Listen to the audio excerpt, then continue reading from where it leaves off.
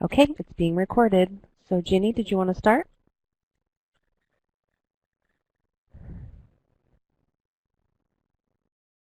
No listed, yeah. Okay. Okay, thank you. Kelly, can I ask you if you can advance the slides?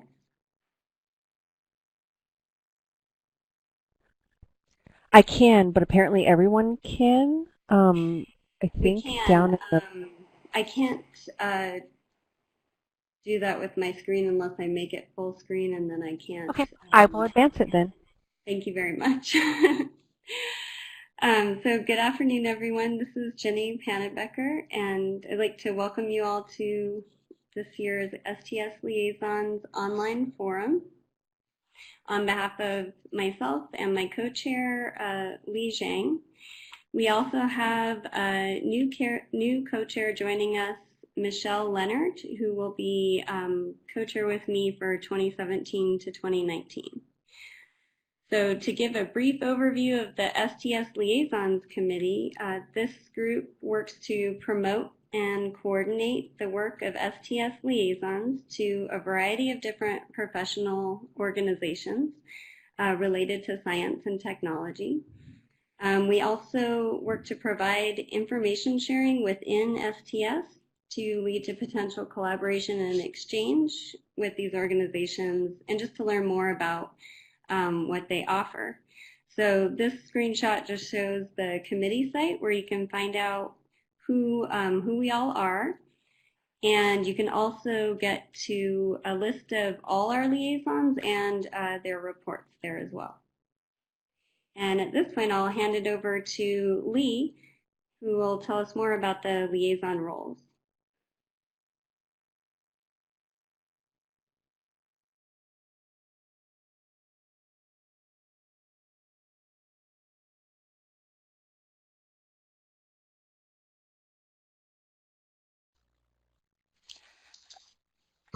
Hi, this is Lee. Can you hear me okay?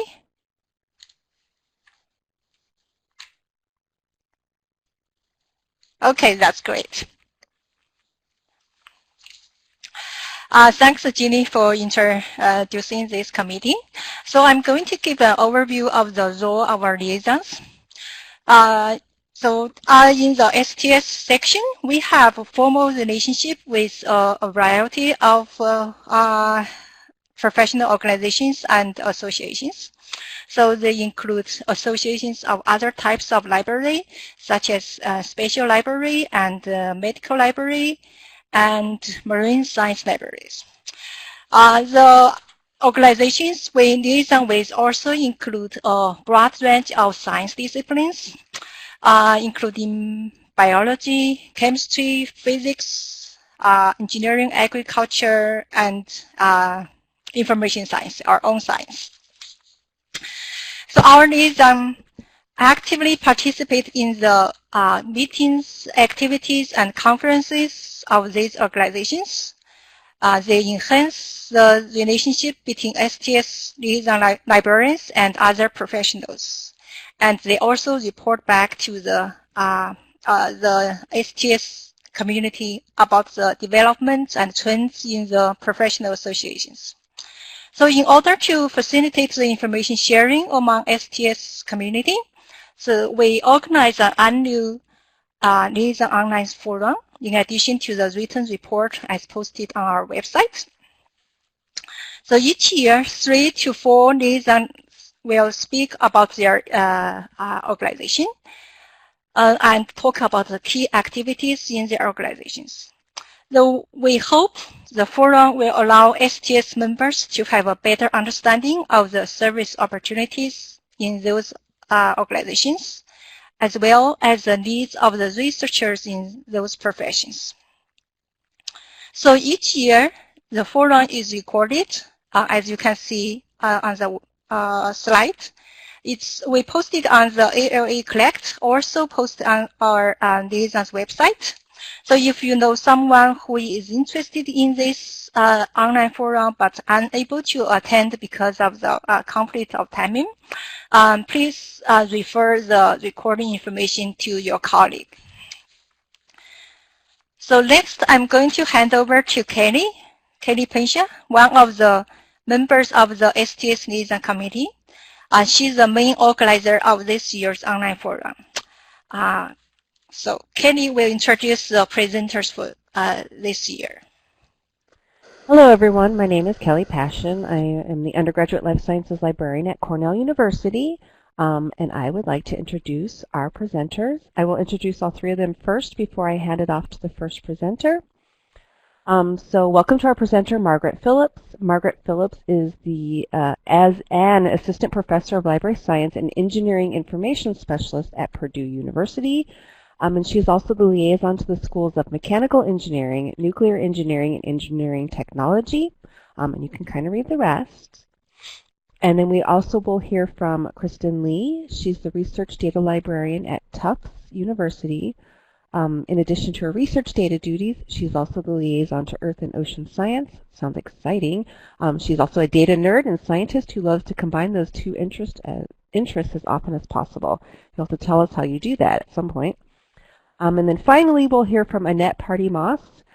She has, I believe that's a Master's of Arts in Instructional Systems and Learning Technology. You may have to correct that later if I have that wrong. And she also has the, AHIP is the Association of Health Information Professionals, I believe. And she's a liaison for the MLA Association, and she works as the Education Outreach Coordinator for the National Network of Libraries of Medicine in the Mid-Continental region at Creighton University in Omaha, Nebraska. And then she'd love to talk to you more about MLA later in her presentation. But first, let's hear from Margaret Phillips. She's going to do a brief overview of the Engineering Library Division and the American Society. Oh, that is a lot of stuff, yes. And the American Society of Engineering Education. She's going to talk about ELD and the 2017 ASEE Annual Conference in Columbus, Ohio. Wow, that was very recent. That's great that you're already presenting on it. And then she's going to discuss ABET, the accreditation body for engineering programs. And they're updating their criteria, so that's great. I would love to hear more about that. So I'm going to now hand it off to Margaret. Thanks, Kelly. Good afternoon, everyone, and thank you for joining us today. For those of you who are not familiar, ELD stands for the Engineering Libraries Division of the American Society for Engineering Education, or ASEE. And I'm really excited to tell you about this group and our recent activities. It's one I've been a member of for 6 years. It's a really great group of people interested in engineering information topics. It's a group that has a wealth of collective knowledge and expertise, and is really welcoming and supportive to new members and really anyone interested in engineering information topics. And so here's a brief outline of what I'm going to cover today and give just a brief overview of ELD. I know there are probably several participants who are very familiar with ELD, but I'm kind of taking the approach that many of you may not be. I'm also going to share highlights from our recent conference and briefly discuss proposed changes to accreditation criteria that impact engineering programs. So first, a brief overview of ELD. So ELD is one of 53 divisions in ASEE. We have 218 members, and that's one of the smallest divisions, but definitely one of the most active. It consists of librarians and information professionals, including vendors, concerned with the support of engineering education. We also have discipline faculty members. We have a few that belong to that division as well. And our role within ASEE is to promote the role of the library as an integral part of engineering education. ELD serves as a forum for engineers who believe that information access lies at the heart of engineering education. And our website is listed there. I think you can click on that. Yeah, you can click on those links to get to it.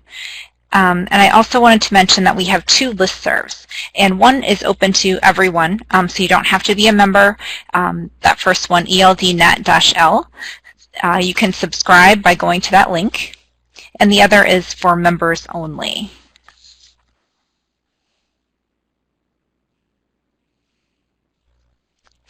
So now I'm going to move on to our annual conference highlights. We very recently, as Kelly mentioned, met at the annual conference in Columbus, Ohio. And it was a really special year for ELD. 2017 is the 50th anniversary of the division, and also the 75th anniversary as the first organized engineering librarians group in ASEE. So we celebrated these anniversaries throughout the conference. Over on the right there is a picture of our fearless leader, Bruce Neville, from Texas A&M, cutting our anniversary cake. And here I do have a link as well to the full conference program as far as ELD is concerned, the ELD conference program, if you're interested in taking a look at that. And some highlights from the conference. All of the ASEE technical sessions and the poster session, they require a paper submission that is peer-reviewed. So the way that process works is abstracts are typically due around September for the following year's conference, and then the full paper around December.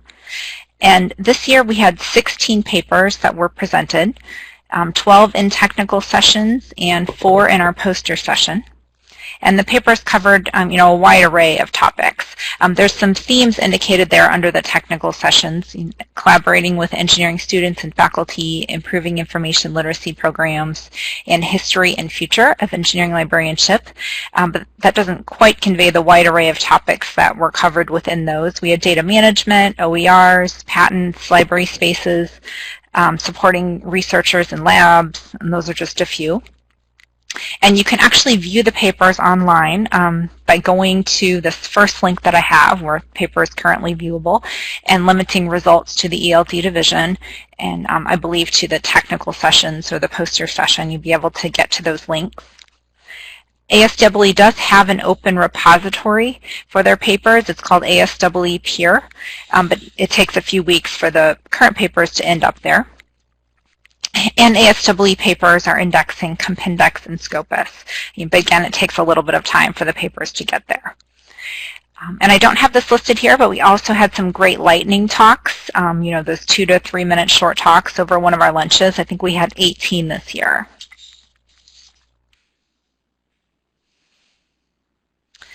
The annual conference is also the time we announce our ELD award winners. This year, the Best Publication Award, it went to Megan Sapp-Nelson from Purdue University for her 2016 ASEE conference paper, using altmetrics as an engineering faculty outreach tool. And the Best Poster went to Nestor Osorio from Northern Illinois and Daniel Solomon from Case Western for their work titled A Bibliometric Analysis of ASEE Conference Papers, published by members of the Engineering Libraries Division. And there's links there to access both of those papers. And we also give another award called the Homer Bernhardt Distinguished Service Award. This has been given since 1990 and recognizes work that contributes to advancement and development of excellence in engineering libraries. This year's winner was Michael White from Queen's University. You can see Michael there in a fun hat. That's a tradition that goes along with this award. The award winner wears that for some of the remaining conference sessions and keeps it until the next year's conference.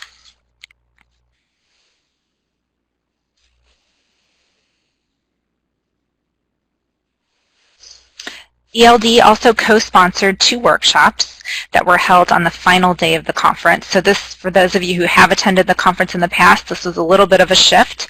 The workshops used to occur, I believe, on the Sunday before the conference, so they've changed that a bit, and those occur later in the week. But the first workshop, it focused on systematic literature reviews and was led by Margaret Foster from Texas A&M. And I know many of you out there in the health sciences are really familiar with systematic reviews, and in the past few years it's kind of became a hot topic in engineering education. So I know that was well attended. And the other workshop focused on integrating technical standards into curricula, and I led that workshop along with 2 of my colleagues from Purdue, Michael Fosmeyer and Paul McPherson. And we do have workshop materials available at that link if you're interested in learning more.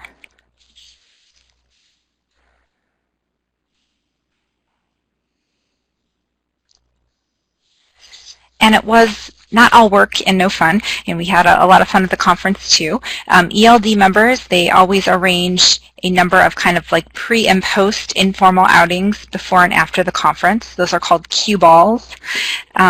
That stands for Completely Unofficial Early Birds and Leftovers Lineup Squad.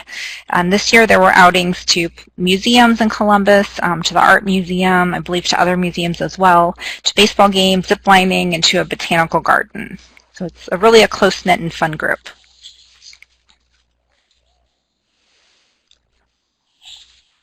And I also wanted to share that ELD activities at ASEE are sponsored by many great organizations. Our sponsors are very generous. I hope I haven't left anyone off of this list, but they sponsor many meals during the conference days and also a great reception that's sponsored by IEEE on Monday night of the conference every year, and a banquet that's sponsored by Elsevier on Tuesday night every year.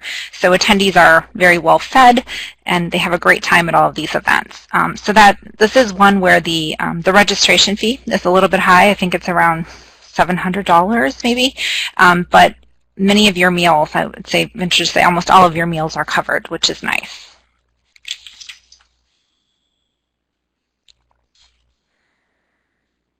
Okay, and now I'm going to move on to another topic that I wanted to mention briefly that's been a focus of ELD over the past year, and that's upcoming changes to Engineering Program Accreditation Criteria, or ABET criteria. So for those of you not familiar with ABET, ABET is an accreditor of applied science, computer science, engineering, and engineering technology programs. And I want to stress that ABET is an accreditor of programs, so not to be confused with one of the regional institutional accreditors like the Higher Learning Commission or Middle States Commission. And their website's listed here.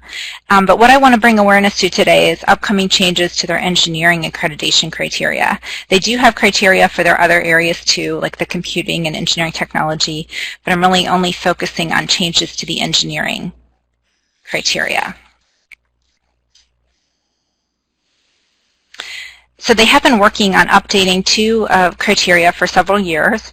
Criterion 3, student outcomes, and another one I'll tell you about in a moment, Criterion 5, which is curriculum. And actually I noticed I don't have a link in here that I wanted to share. I'm going to dump that into the chat real quick.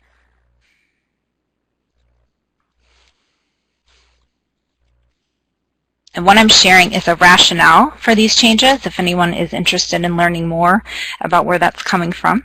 But the first criteria, student outcomes, I've highlighted here in this table 3 of the outcomes that are related, more related, I guess, to information literacy or data information literacy, although I think you could probably make a case that all of the outcomes have ties to information literacy. But there are more outcomes than what I have listed here.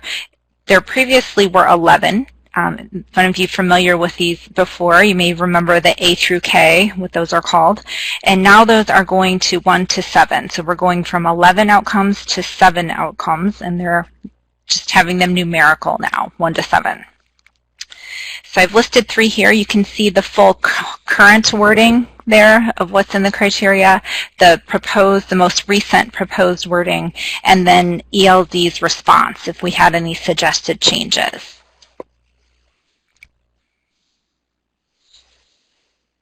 And there is a link there to see the full proposed changes at the bottom of this slide if you want to see all of those. I don't know, looks like that might not work. So let me put that in the chat box as well.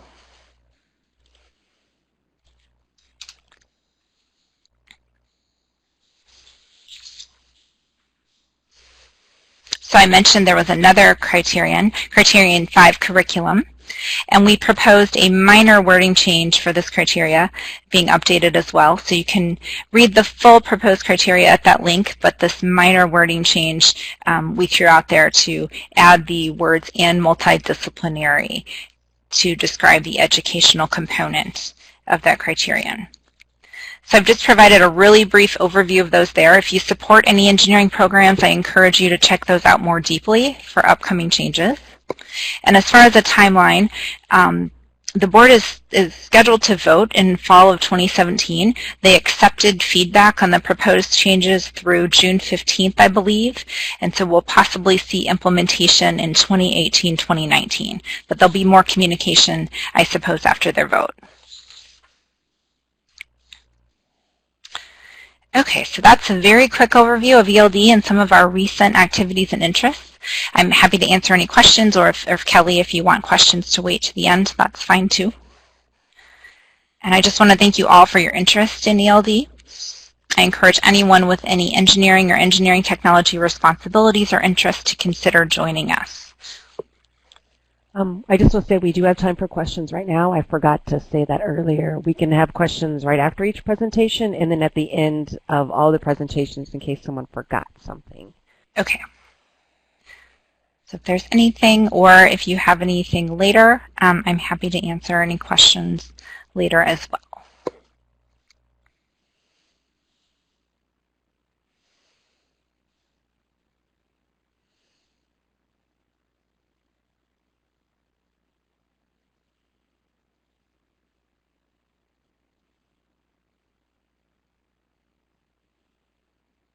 Great. I'm glad. It is helpful to know about ABET, even if you just have kind of a cursory responsibility for any engineering or engineering technology programs.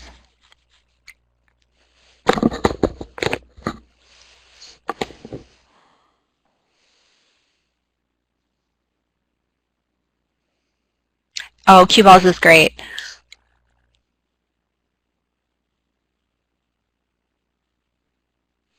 Do we have any say on the changes to the criterion? Yes, we do have.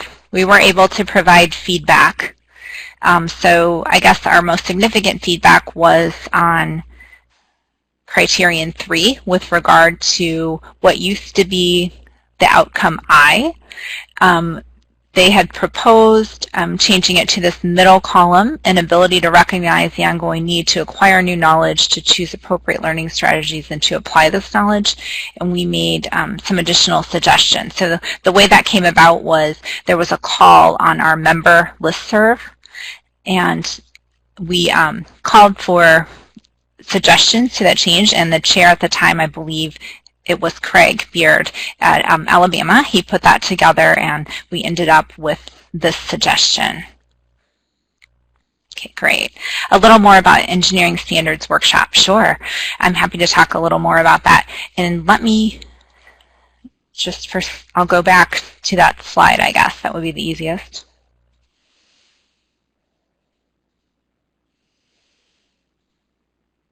Okay, so Lee has asked about the integrating technical standards into design courses workshop. That was a workshop that I led, and funding for that was provided by NIST, the National Institute for Standards and Technology. We've had a grant from them to focus on integrating standards into curricula for about the past year. So what we did there is we developed a set of basic tutorials that can be used by anyone essentially out there. They're in a beta phase, and you can get them if you go to that link that's available there. And we were using those as a basis in this workshop, kind of like a flipped approach. And then in the workshop, we did some activities that could also be used in the classroom to go a little bit deeper with standards education and to start some discussion around that. And that there is much more information on that website about standards integration, and if anyone's interested in learning more about that grant opportunity, that's also available in the PowerPoint that's listed there. And I'm happy to answer any questions.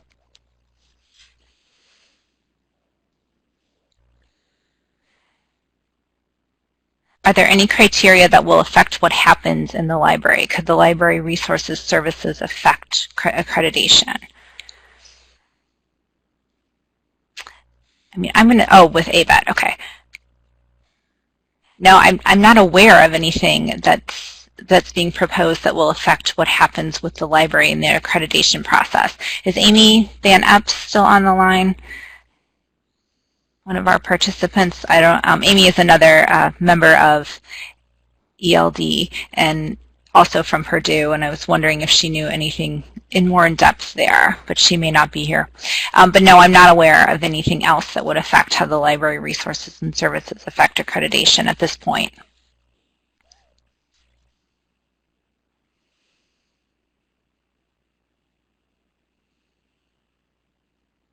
You're welcome.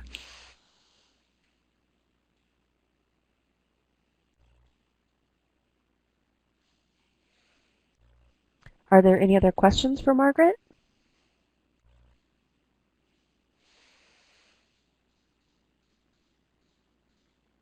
Oops. Okay, well, if you have any questions later, I'm happy to answer them. If you want to learn more about ELD, go to that website or contact me at any time. Thank you. All right, we'll move on to our second presentation. I'll just do a brief description. So Kristen will be presenting on the Association for Information Science and Technology, to which she's the liaison to. She attended the ASIS&T annual meeting and the Research Data Access and Preservation Summit, and she's going to give an update on both of those meetings and provide some information about future opportunities for anyone to get involved if they're interested. So I will pass it off to you now, Kristen.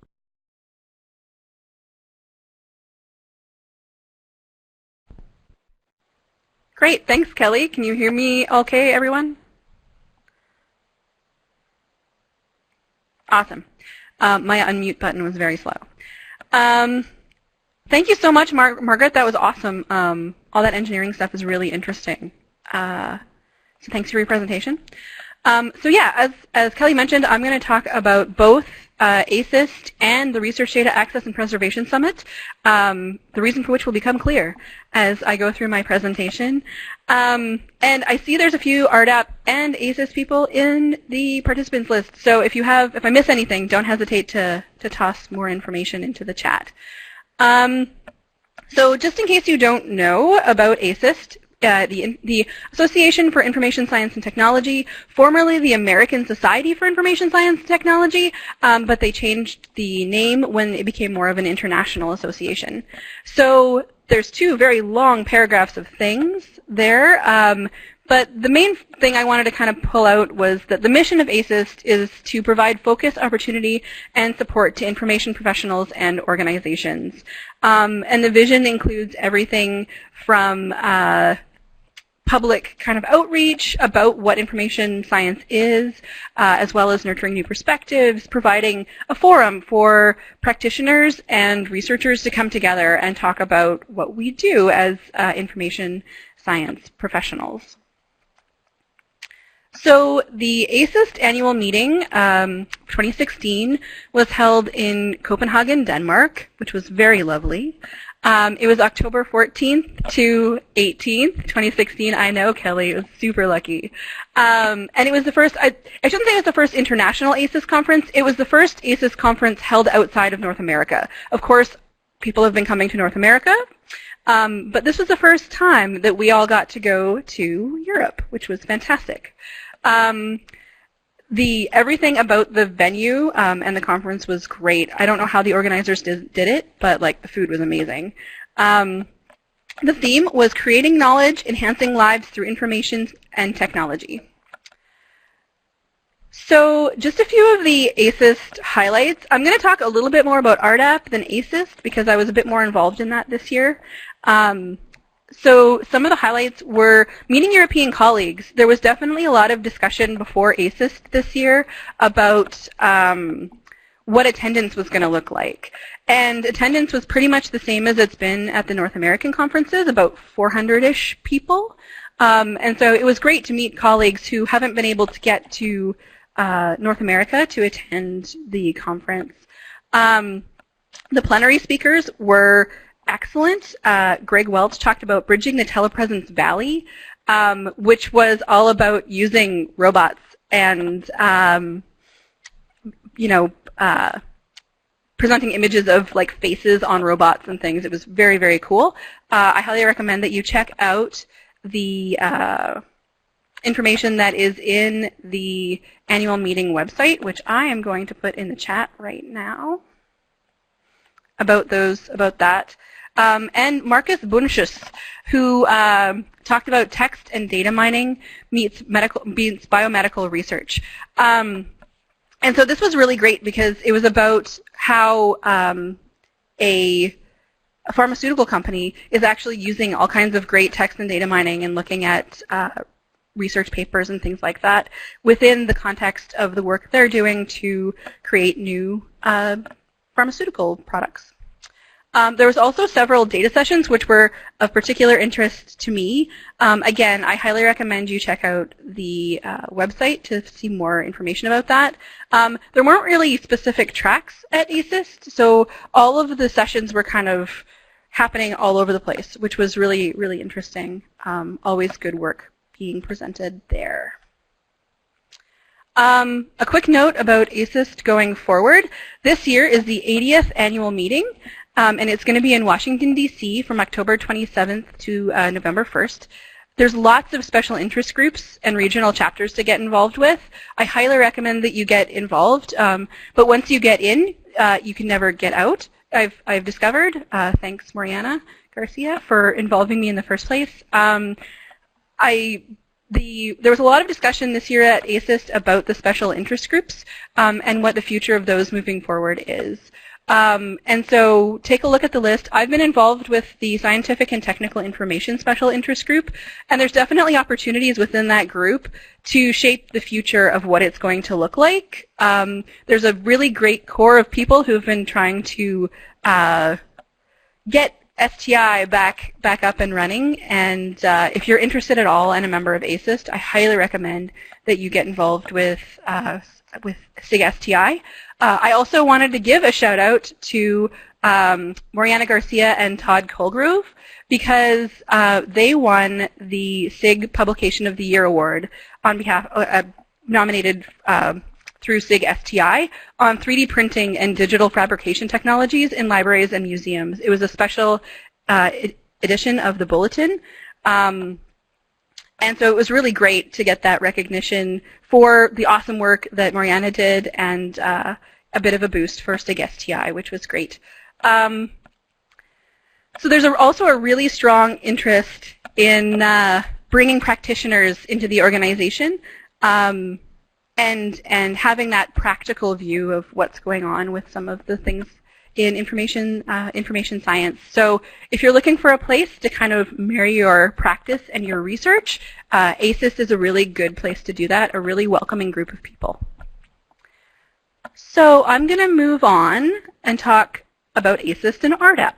So the Research Data Access and Preservation Summit is currently, usually, co-located with the Information Architecture Summit, which is an ASIST event. So ASIST does all of the logistical work to set up the conference, and RDAP is just located in the same hotel.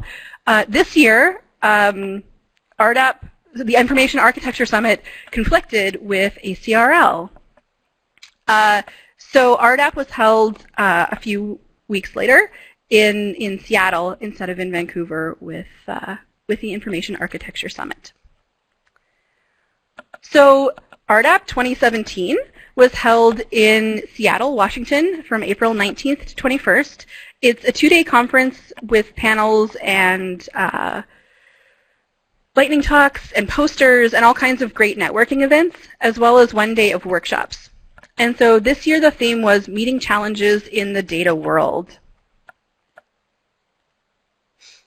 So you can go to the website. That link is not actually a real link, so you can copy and paste it into your browser. So there was a lot of different things that happened at RDAP this year. Registration was reduced by more than half, and there were about twice as many attendees, which was a really great thing to see at the conference. The registration fee for 2016 for a non-ASIST member was something like $550, and this year it was $190. So that really opened the door to a lot more people, I think, to be part of this community. There's only one track through the conference, and that's something that the conference organizers are definitely talking about with regards to the conference this year, whether we need to have more than one track. Just to accommodate all of the extra people and the different levels of familiarity with some of the topics being discussed in the panels. One of the other goals of RDAP really is to have a lot of time for networking. And I know for myself, it's the place where I go and talk to all kinds of people about what they're doing and get lots of great ideas and make good connections for further collaborations. So this year at RDAP 2017, there were 6 panels, 5 of which were curated and 1 was from submissions from the call for proposals.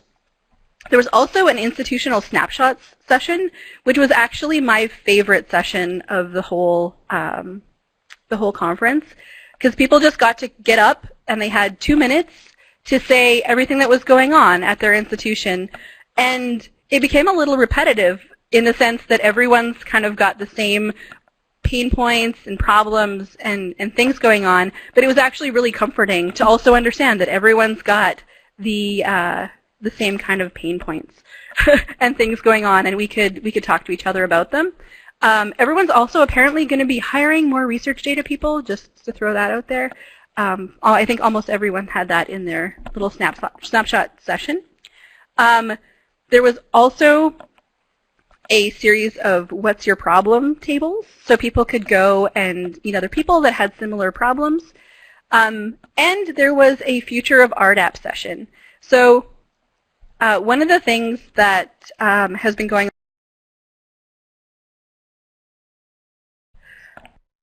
is that there's some discussion about where RDAP is going to live, if it's going to stay with ASIST or if it's going to go somewhere else into it, become its own organization or join another organization. RDAP is going to be with ASIST for 2018 for sure, but there's definitely a lot of discussions going on about where it's going to live down the line. So if you're interested in those discussions, I recommend you sign up for the RDAP listserv, which I do not have a link for, but I can put in the chat a little bit later, just to see kind of what's going on with that, because there's been surveys and things. So I'm just going to answer a quick question here. RDAP, it's hard to say if it's the main research data management national conference. I think research data comes up at a lot of conferences, as Margaret mentioned, and I'm sure it's going to come up with the MLA recap as well by Annette.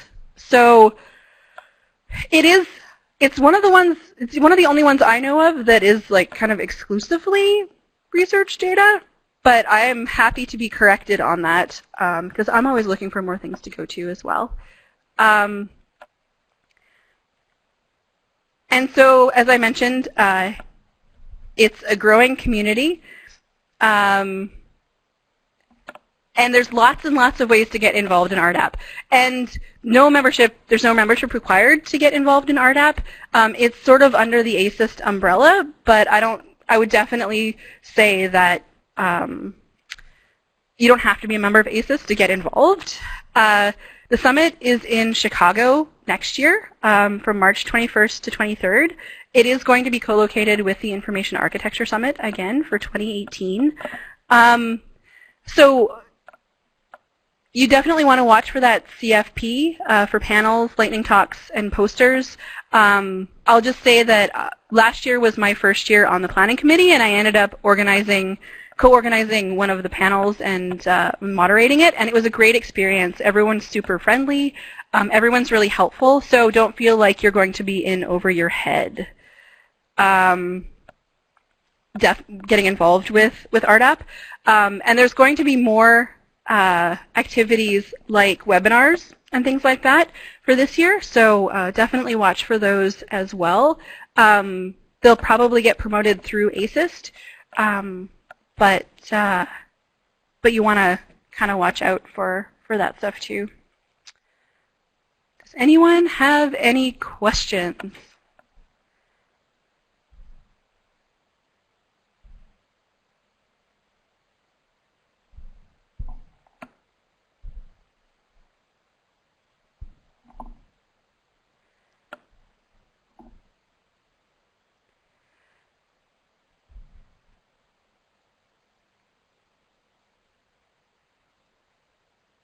Oh, okay. So from Michael, one of the STS goals is promoting the value of academic and research libraries. Did I get the sense of ASUS having a research agenda that addresses the value of research libraries? So I think that if you wanted to bring that to ASUS, Michael, that would be something they'd be interested in. I don't know that there's any explicit kind of what's the word I'm looking for? I don't know if there's like an explicit agenda to do that, but definitely bring that to the table. Personally, I really like ASIST, but I found that it was difficult at the conference to find kind of those more practice-oriented sessions to go to.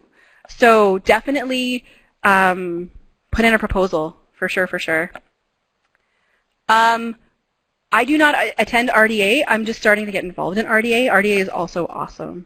And it gets confusing because there's the RDA plenary and RDAP, and they're two different groups of people. So watch for that as well. Thanks, Chris, for putting in the link. Now I don't have to.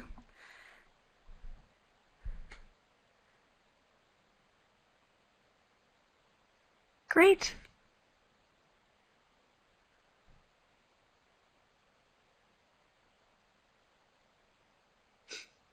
Yeah, so there's the Research Data Alliance, which is different than the Research Data Access and Preservation Summit.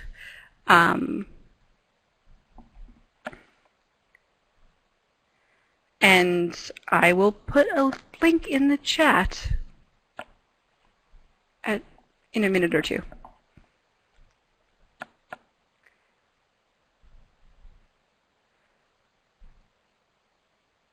Or Chris Malinowski will do it for me. Thank you.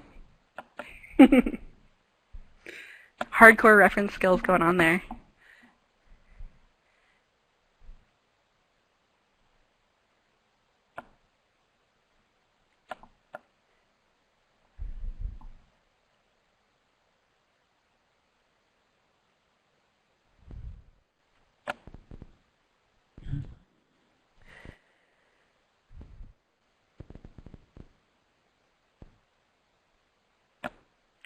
I do want to really quickly put in one last plug for getting involved in either of these organizations.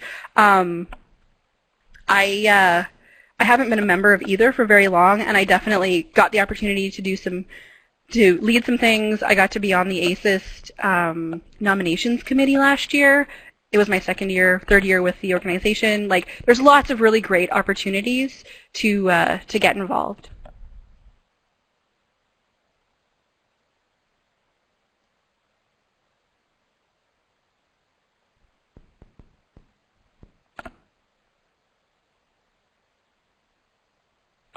All right, any last questions?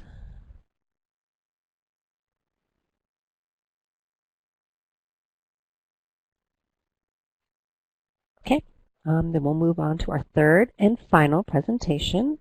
We'll be hearing from Annette. She's going to present on the Medical Library Association of 2017. I assume that's the conference. Yeah, the conference, I just thought. It was held in Seattle in May, and she's going to discuss other ways that you can get involved with MLA and your local MLA chapters. So, Annette, off to you. All right, thank you. This may end up being somewhat of a presentation in hashtags because I keep thinking of some more ones to add. So I went to the Medical Library Association conference in May in Seattle. And if you would like, since it has been fairly recent, there's still a lot of good tweets out there, and that's why partly why I put the hashtag in for MLA Net 17. So you can kind of see what some of the things that were coming up were. Data science is a big one. And I was probably a little light on that in this presentation, but because I did a little quick search while we had our other speakers, I'm going to put a link so that way you can go to the hashtag in Twitter for MedDataLibs. So an even more specific subset of the data librarians is the medical data librarians. And some are more academic-based and some are more hospital-based. So some are actually, we'll be working with patient information, which has a whole different data science kind of implication, but not all. So the Medical Library Association, let me click forward to my first one. Oh, I'll go back one more here. I'll kind of give you a little description of kind of what we find there. The Medical Library Association is medical librarians, but they do kind of take on that gamut from hospital librarians to consumer health librarians, some in hospitals, some in academic and research centers, some more academic kind of librarians as I would see it, but they're specifically in a health sciences library. There's also a number of us from the National Network of Libraries of Medicine, and we're kind of that outreach arm for the National Library of Medicine, who is also pretty well represented there. So it's kind of, though it says medical library, it's got a lot of academic health sciences libraries associated with it. So if you work and reference with your nursing programs or your physical training or whatever it might be, there's a number of things that are related that I think can apply to a broader ACRL STS audience. And if it's in your area, I would highly recommend going. And if it's not, you know, join along too. I know there's so many good conferences out there as I see the other presenters talk to you going, oh, that looks so good. So I know there's lots of choices. And so I'm just going to tell you some about what happened this year. And like I said, it might be a little bit light on the data science just because with my job, I don't do as much of that. So I kind of, that wasn't my experience, which was also kind of nice as you can kind of have the experience that you tailor. But if you would like to know more, please don't hesitate to contact me. Feel free to reach out, and if you're having any questions, I'm happy to share. I also would suggest looking at the MLA site, and I will quick put in a link to the conference site because you can go to their conference program and literally type in data and see all of the different workshops, pre-conferences, and so much that they had on that. So one of the first lectures that just really resonated with me from the conference was Mindfulness in Medicine. That was Julia Sullenberger, and was she was a speaker based on and awarded this based on a unique perspectives on history or philosophy of medical librarianship. And she attended a mindfulness and medicine retreat with health professionals. So doctors, I believe, were the other, were the most of the attendees that made up that workshop. There may have been also some others. But she said it was very interesting to see how this plays in and how useful this can be for health professionals of trying to reduce patient stress, trying to reduce their own stress, trying to maintain a level of calm in their workplaces. She has so many online and print resources that I didn't even begin to list them here, and I have some of them, but that's why I included the hashtag MLANet, and I will remind everybody of that here in the chat, because go on Twitter, look for that, and one of my fellow librarians was trying to tweet out and find links either on Amazon or a library to all of the resources she suggested. And there was a number of good websites on mindfulness and especially on health and mindfulness. And what I think, and I'm seeing the chat go on, is, and I believe, Rebecca, you're correct, that's a Peter Drucker quote. I didn't get the origin of it. It was quoting a quote of the culture eats strategy for lunch. So your emotions are central to the culture of an organization. And no matter what kind of culture or no matter what kind of strategy you may be implementing at your organizations or as having or are feeling the repercussions or the benefits of a strategy being implemented at your organization, it's going to, if it's directly against or in argument with your culture, strategy is going to go nowhere unless you figure out how unless you find a strategy on how to benefit or change the culture. And so, I mean, and that can be good or bad, but I loved it. And when she said that, there were so many people in the room that you could hear kind of this audible, and it was something that we so often experience is we have these wonderful plans and wonderful strategies, but not recognizing the cultures that are currently at our institutions, but even in our own libraries and own departments.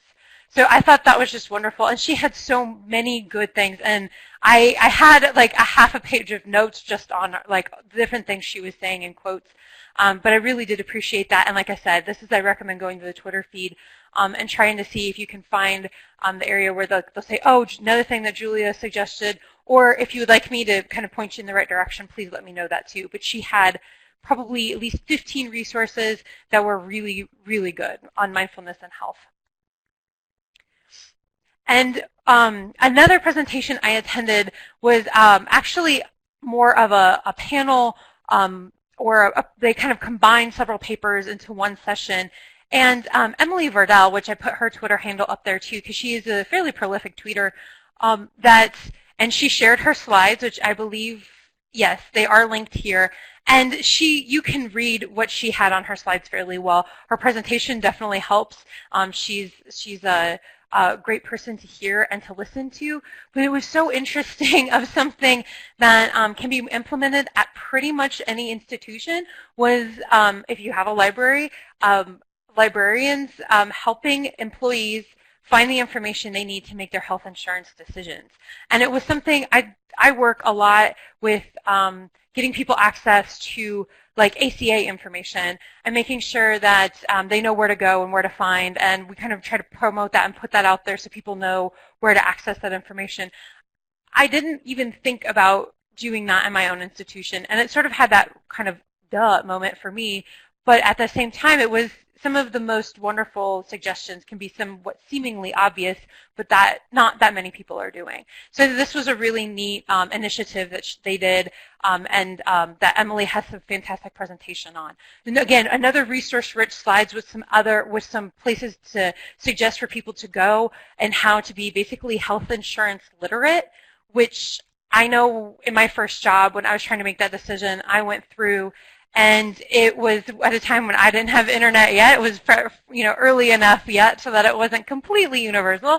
And I was trying to figure out how to make these decisions and did not have a clue as to what some of the stuff meant. And luckily had some friends and family who could walk me through and could explain it, as well as a really, really wonderful and approachable HR person, which are still great resources, but it is one of those things is not everybody knows what kind of resources they have. So I thought this was a fantastic idea. And then one of the more useful things, like I said, I do work with outreach for the National Library of Medicine, so I may be a little bit biased, but also the fact that this, at MLA, this is a big one for the National Library of Medicine sharing updates, what's going on, but also they have these things that they call, and let me make sure I get the right phrasing, theater presentations. So the NLM has a big booth that they will have set up in the exhibit hall, and then they have these regularly scheduled theater presentations where they talk about one or more of their resources or how to use it more in depth. So if any of you are familiar with PubMed or Medline Plus or say data science at NIH, there's these little presentations that are available. And some are like 10 minutes, some, I'm looking at the list here, some are about 15, some are 30. And they do have the recordings, which I did link that, that blog post which goes to the recordings, but I also will put the link in the chat. And these are, if you're interested in using the National Library of Medicine resources, which are free, open access, and no ads, they have all of the videos on here, and they're really nice kind of introductions to this, or there's some things too that are kind of more, hey, did you know this about this resource? So it's kind of a did you know sort of thing too. And there's a one that I was specifically was noticing on that link that I just shared that is data science at NIH, current state and future directions. So it may be useful for many of you out there. And this year at MLA, I was kind of blown away by the posters. I think I spent a full 3 hours in there. I know at least 2.5, but I think it was 3. And I still had to make a list of all the ones I wanted to come home and look at online, which luckily they have put them available online for us conference goers, because there were so many wonderful ones there. And these are just a few that I thought were interesting, or they kind of had a theme running. One that I thought was really great was using art and literature for evidence-based medicine training. So they would actually kind of use like an artwork as a sort of a example case study of what you might do in this situation, which I thought was unique and fun, and a way to incorporate other disciplines. And then there was also a health information survey at the Minnesota State Fair, which had some really interesting findings. And then there were a number of posters that were talking about programs and services for rural serving students and practitioners. So for those of you with students that will be going out to rural practices, who might be doing internships there, that kind of thing, these can be some really wonderful pieces.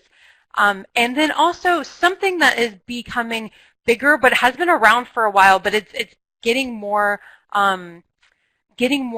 attention now. It's called graphic medicine, and it's using graphic novels, comics to talk about medicine and health issues. And I really enjoy a lot of these, and you can. This is another great one to do to follow on Twitter. And that was, I do apologize for the, focus on Twitter here, but at the same time, it's one of the best things I know in order to find some of these more, especially somewhat obscure or not maybe as well-known pieces. And I believe it has a hashtag of graphic medicine, but I was going to double check that here. And yes, okay. So the hashtag on Twitter is literally hashtag graphic medicine. And there are so many wonderful ways, and it's bringing health information in an accessible way and using images. And it's not just this kiddie book. It's for adults, it's for kids, it's for so many people, and it's not just seen as kind of like a picture book kind of thing.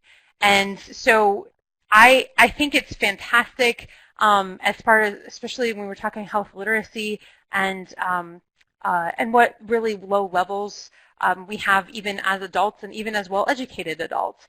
And I think it's a really accessible way, and it's also nice to bring up really difficult issues. So the graphic medicine was a running theme also through the conference, not just in the posters, but in several sessions. And again, I would recommend that Twitter hashtag. And if you're not on Twitter, you can still search it.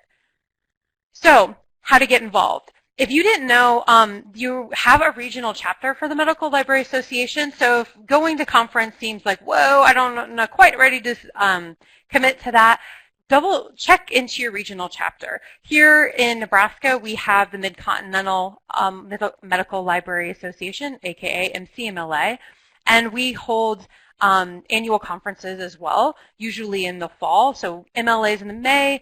Most of the regional chapters conferences are in October, although a number are, I think, September, maybe early November, but then there's also a few in the spring, depending on it. And you can use that link that I put on the page to go and look at your regional chapter and see what they're doing. And they offer some great ways to be involved, but they also, as well as MLA, offer grants, scholarships, and fellowships. So it's also, if you're interested in going and maybe a first-time attendee, there's often some financial incentive for you to go. In addition, with the regional chapters, MLA has more formally started annual meeting communicators, so they have official bloggers and tweeters. And thanks to these people have taken the responsibility to continue to maintain a social media presence during and after the conference, as well as before, kind of getting the buzz going. And in MLA itself, there are sections. There are special interest groups called SIGs. There's officers, editors, which I'm now our chapter news editor for the MLA news. And then as Kelly did with the introduction and very well, just reading the acronym on the fly, was the Academy of Health Information Professionals.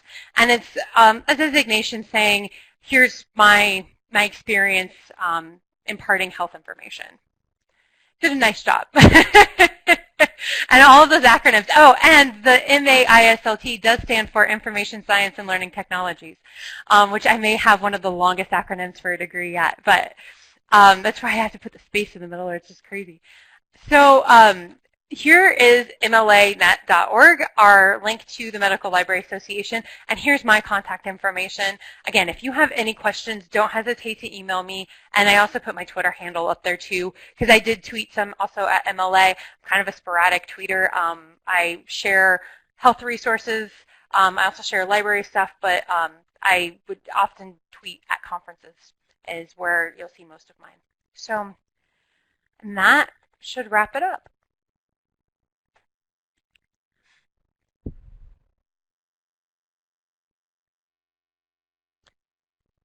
Oh, and Kristen, yeah, thank you for mentioning NNLM, NER, New England region. So I'm part of NNLM, MCR, and there's those of us around the country too. So MLA has its regional chapters, but the thing I'm part of, NNLM, we're the outreach for NLM. There are those of us all over the country as well. So if you're in your area and you're wanting some health information resources and aren't sure who to contact, again, let me know and I can put you in contact with the right people.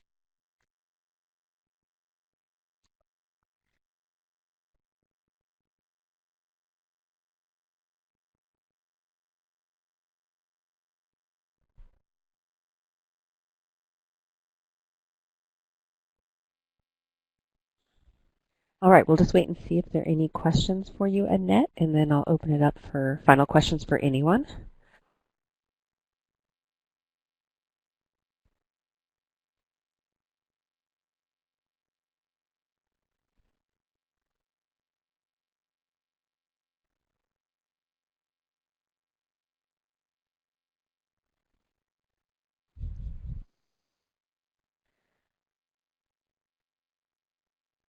Right, everyone's typing.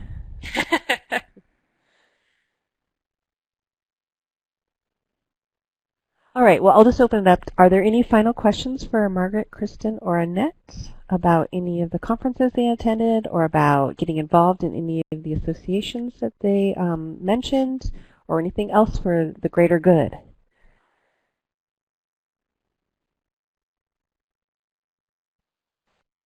So I'm just going to address Michael Usbrink's question about liaison librarians have a role in RDAP. Yes, absolutely. It's open to anybody. Anybody that has an interest in research data, basically. And it was not meant to be just a library conference either. So it's open to IT. It's open to anybody that wants to come.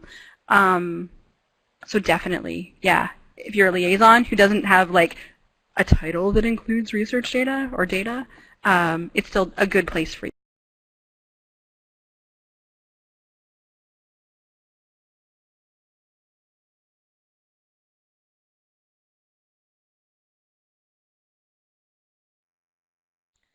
Well, I'm not sure who wants to answer. Jane, but as someone who's also interested in STEM librarianship, I really like the AAAS conference and organization.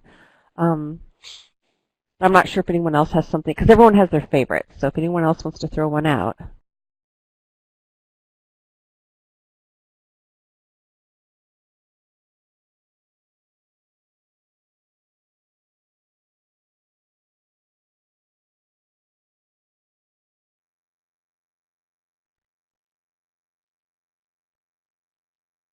Good. Kristen, I saw your comment. This is Annette. I think yeah, the STS is a nice way to get kind of exposure to so many of these different ones, Jane.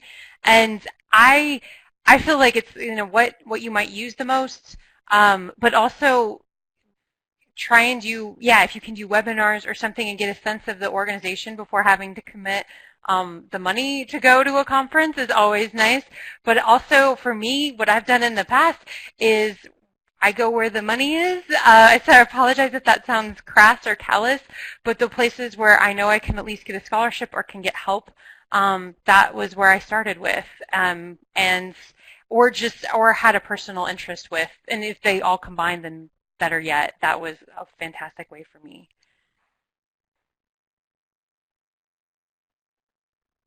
Oh, and I'm seeing Ginny's recommendation too of the science boot camps. I haven't been to one yet, but I have heard so many good things.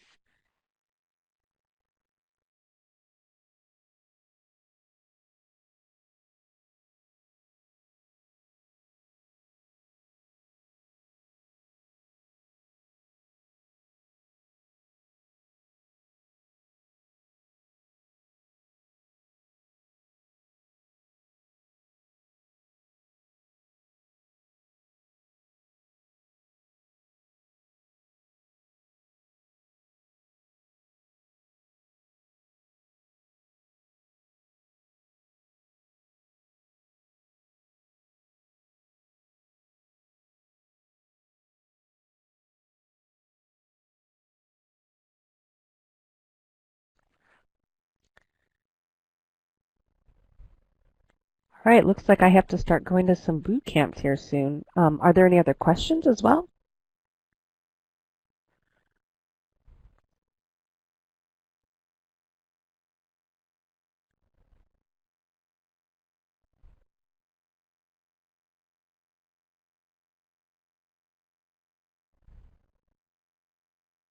I also want to open it up for any STS liaison committee questions. If anyone has anything that Lee or Ginny might be able to answer, or even myself. I'm just kind of a low-level participant on the committee at the moment, except for this.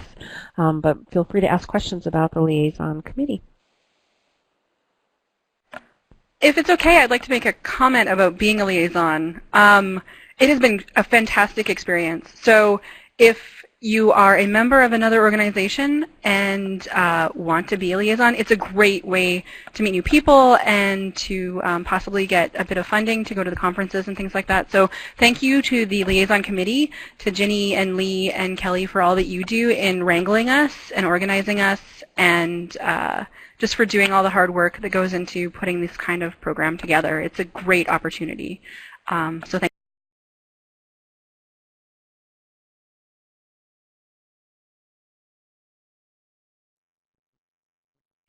Well, I'll just say thank you very much to Margaret, Kristen, and Annette for sharing with us about your organizations. I always look forward to this forum since before I was a member of the committee. And also to Lee for her ongoing organization of this, and Kelly for organizing this time.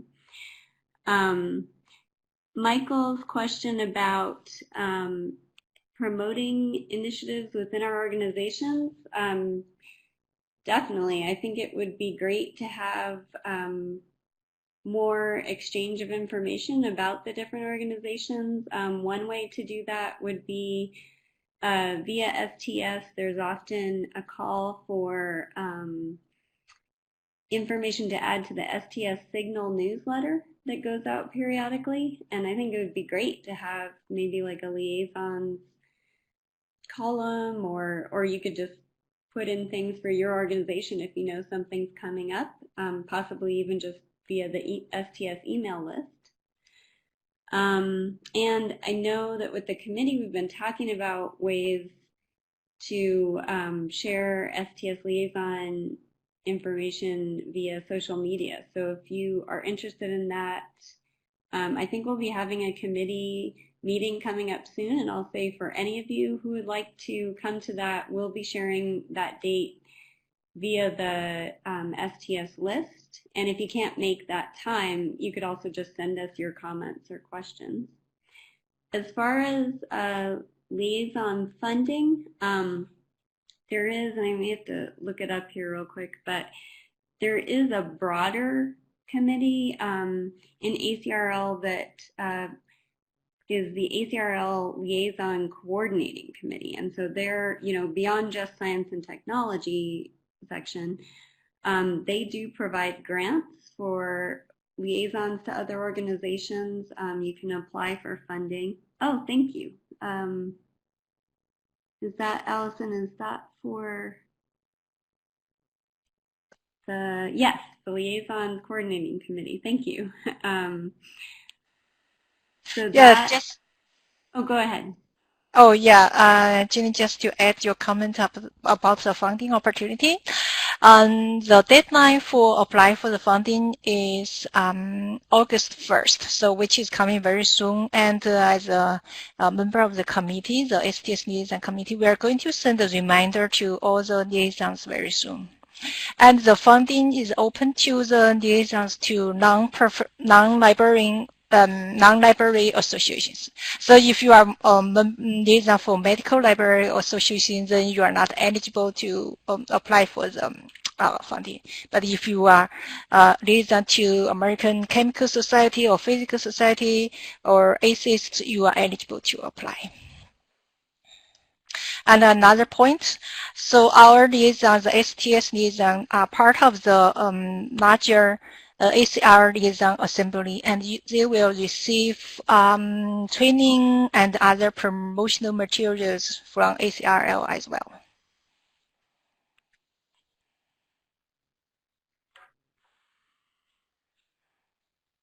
All right, any final questions?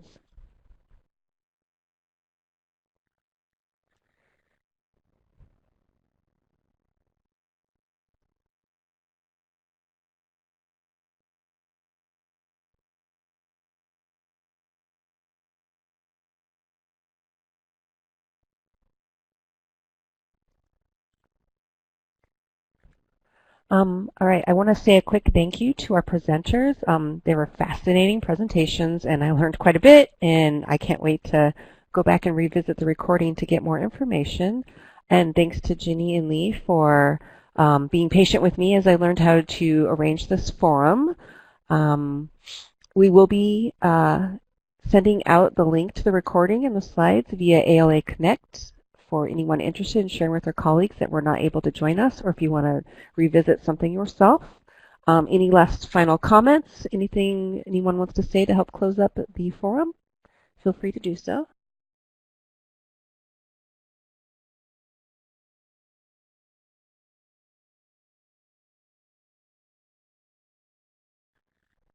Oh, and I want to say thanks to everyone who attended. You had some great, thoughtful questions, and it just made this forum just very interactive.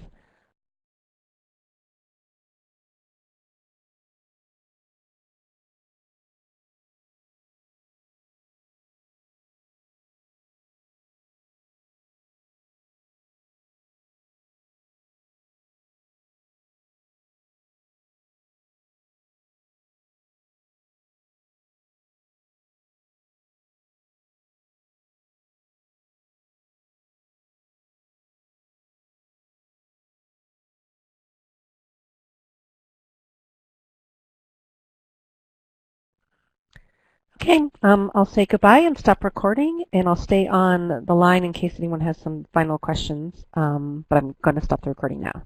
Bye. Have a good day, everyone.